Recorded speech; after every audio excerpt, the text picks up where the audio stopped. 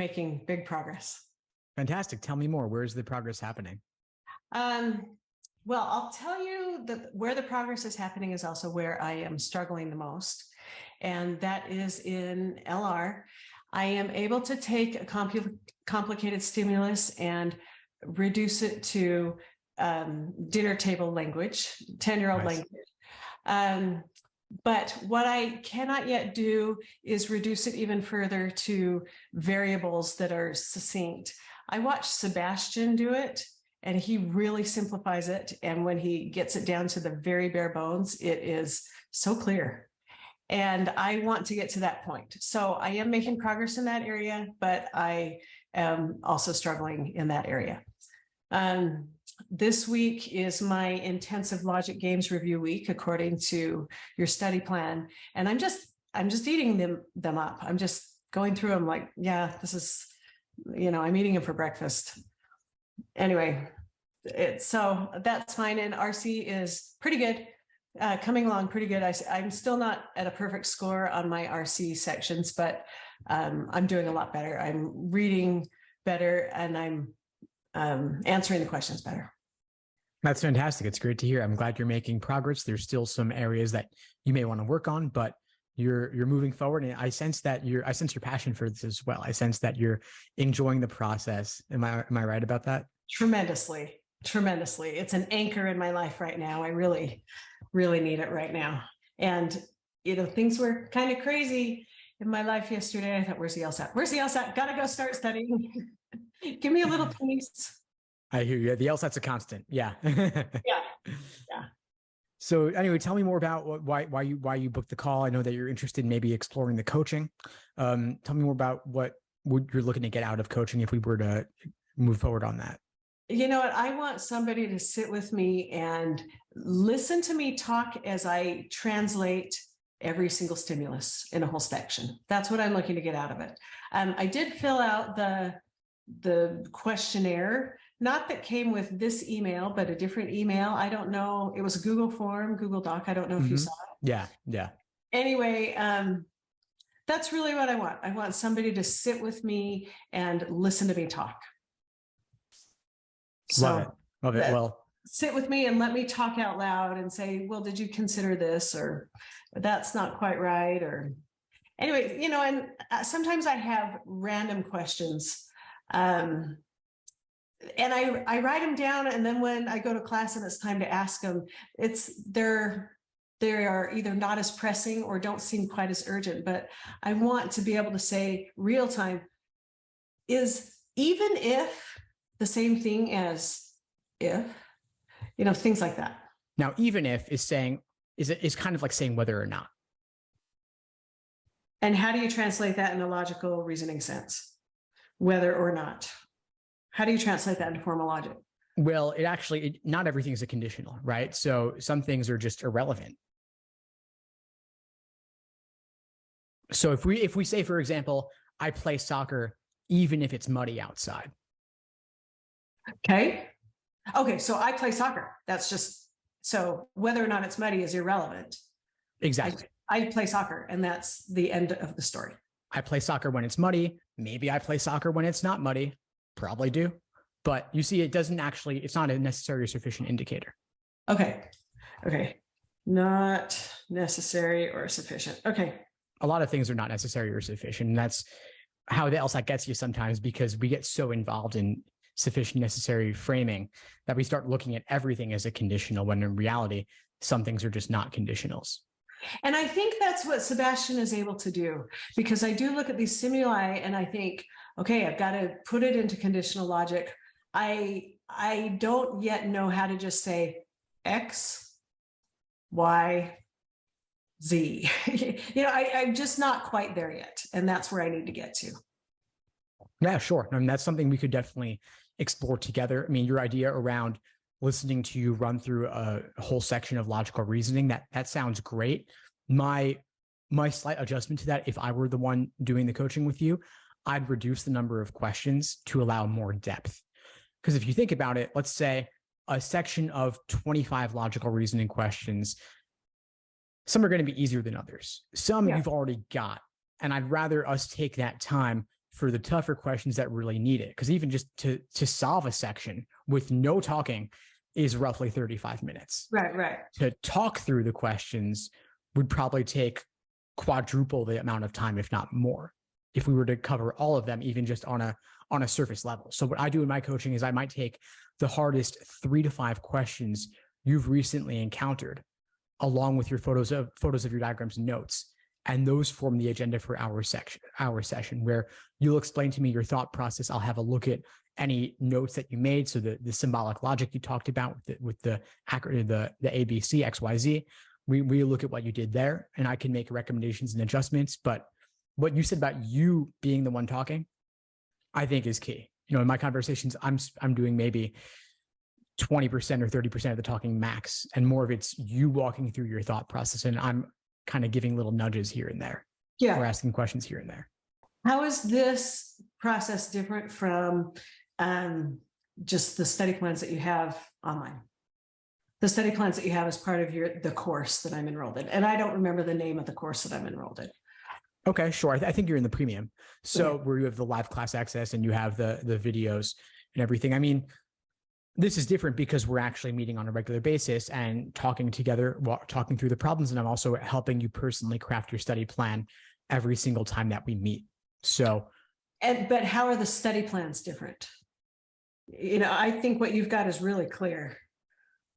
I'm glad to hear it. Yeah, I worked. You're seeing the version 50.0 or something. I mean, they've evolved a lot over the years. They used to just be static PDFs, and they didn't even have the video. So I'm glad that you like them so much. I mean, the difference is that the study plans in the course are really meant to help you build a strong foundation in each section and in each question type, and then help you progress from untimed work to timed work. Mm-hmm. That's what they're meant to do, but they are a one size fits all. Yeah. Now, if you were saying that you're having trouble with diagramming logical reasoning stimuli, and you want to make your diagrams more clear, more succinct, I might recommend that you devote, let's say, half your time to logical reasoning rather than only a third of your time, and that you engage in drills where you diagram an entire section of logical reasoning, and then you look at where your diagrams were actually useful versus where your diagrams didn't make a difference. Okay. Yeah, that's interesting. So there's a lot of creative games we can play with that. I mean, the first thing that came to mind for me when you said that at the beginning of our conversation was that, you know what? Diagramming is not always the right tool for a job. Kind of like when you have a hammer, everything looks like a nail. I mean, I only diagram maybe 4, 5 questions out of 25. Okay. Some people like to do more, some like to do less, but I find that I really only benefit from it in formal logic stimuli. And then we have the question, how do you define formal logic stimulus? There are ways to sense it, and I can show you that in the coaching. I can give you some recommendations now if you'd like, but the idea is that maybe what you want to be doing isn't even where you get the biggest bang for your buck. Sure. So that's what having someone like me to meet with regularly can kind of spot those blind spots for you. Yeah, I think that would be tremendously helpful.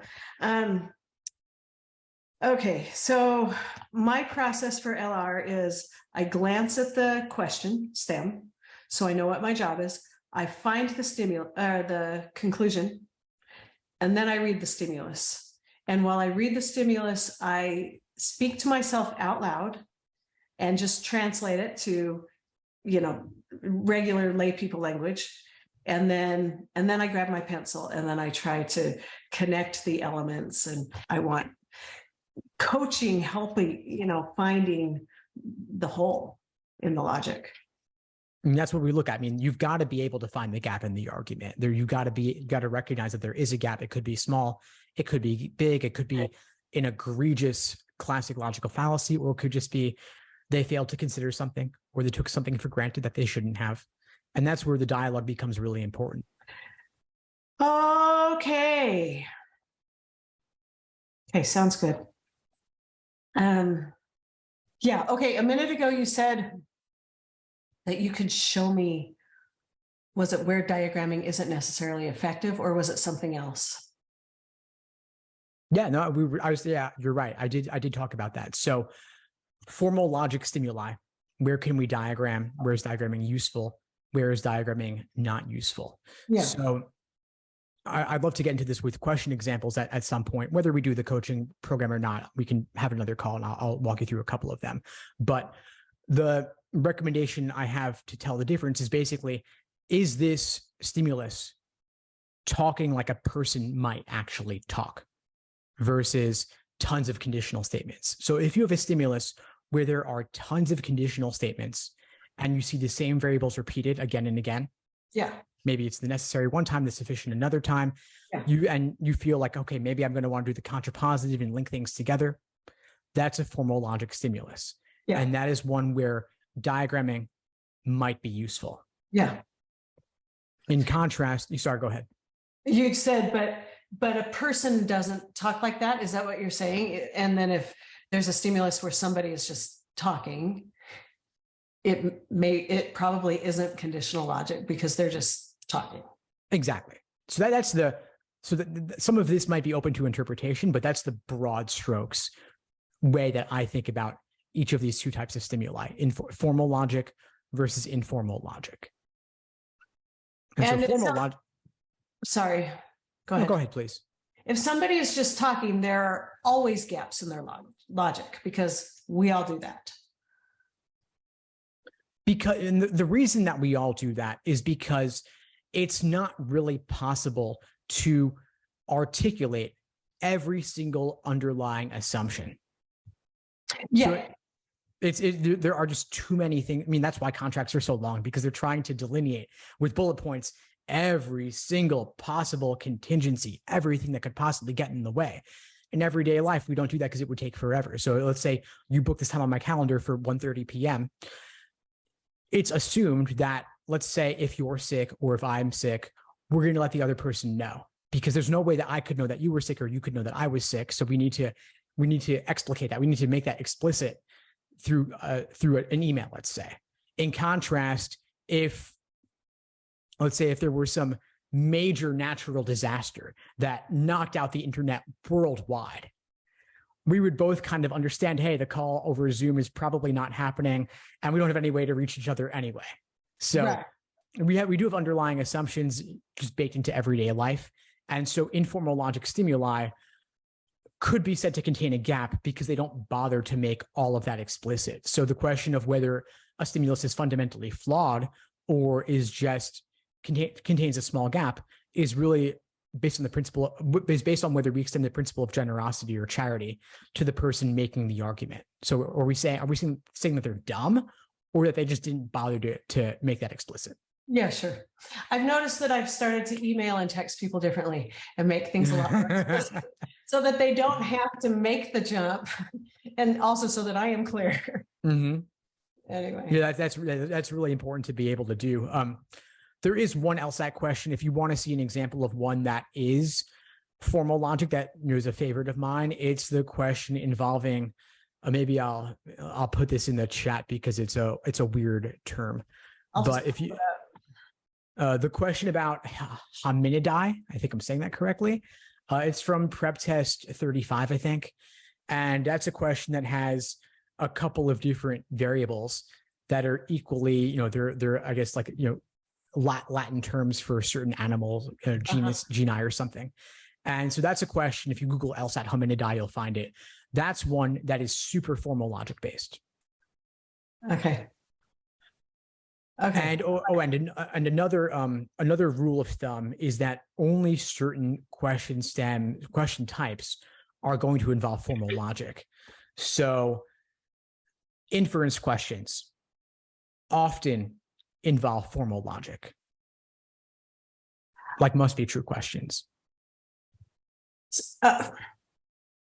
Okay, and that might be one of my weaknesses, because I look at an inference question and I think I need to create another necessary assumption.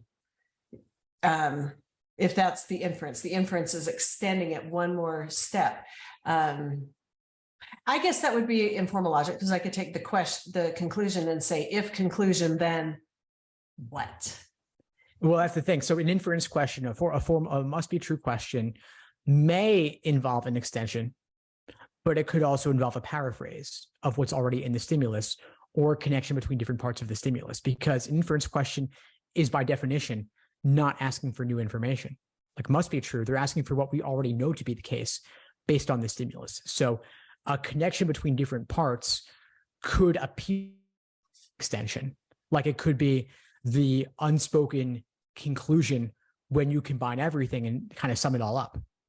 But it could just be a paraphrase or contrapositive of one part of the stimulus and ignore the rest of it. Okay, and those are inference questions and not must be true, or Well, must be. I mean, they're kind of the same, but there are differences. Inference is the umbrella. So must be true is the most common within the inference category, but you also have most strongly supported. Yeah. And then you have cannot be true. Yeah. And then there's an even rarer, there's a rare question type that's what's least likely supported. Least supported. Oh, yeah. That comes up once in a blue moon. Yeah. But I mentioned inference because this is the family that this is the family that contains more formal logic questions than any other. Okay. In contrast, I mean, strengthen, weaken, necessary assumption, I would never diagram those. Okay, strengthen and weaken, I can see, but let me think about necessary assumption for a second. Okay, why would you not diagram a necessary assumption question? Because it's not useful. Because we're not looking to, first of all, they don't contain a lot of conditionals typically. So okay. Without a conditional, if you're diagramming, what are you really doing? You're writing down capital letters, but how do you connect them? Again, right. Not everything is a conditional statement, right? So you would make capital letters about the evidence and capital letters about the conclusion, but I don't think that the diagram is actually helping you in any way. Okay. In contrast with conditionals, we are taking contrapositives. We're linking them together into longer chains, and that's yielding some sort of result, like a math problem.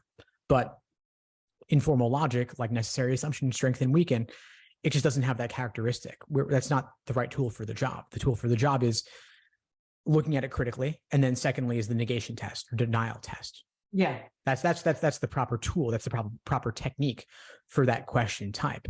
But most logical reasoning questions don't lend themselves to diagramming. So, I mean, one recommendation I might have for you would be to go through a logical reasoning section and diagram just the formal logic questions, which will be some of the inference questions and some of the sufficient assumption questions and some of the parallel questions.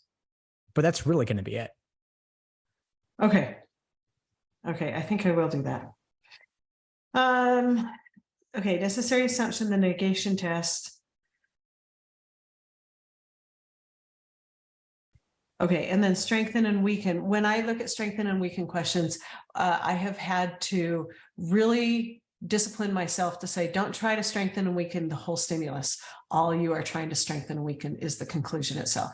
And I think the LSAT writers try to strengthen and weaken other parts of the stimulus and, just make it peripheral instead of zeroing in on that conclusion.